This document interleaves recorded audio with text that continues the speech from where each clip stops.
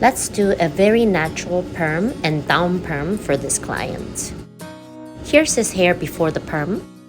Here's his hair during the perm. As you can see, the fringe area has a flow going forward. The bangs have really big perm rod for very natural curls. And starting off in the back, you can see there will be more volume. And on the sides, you can see I use the same size rods for top and bottom on the top sides so that there will be more volume in the interior.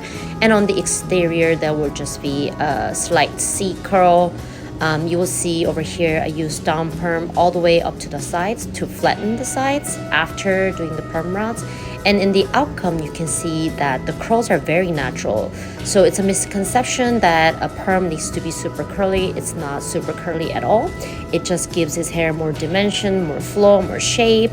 And due to the down perm, his back and sides are very flat, which creates a very slimming profile for most men.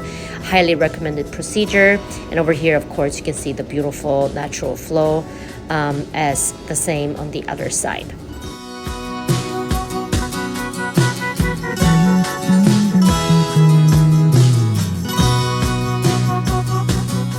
Get your customized perm at Hela.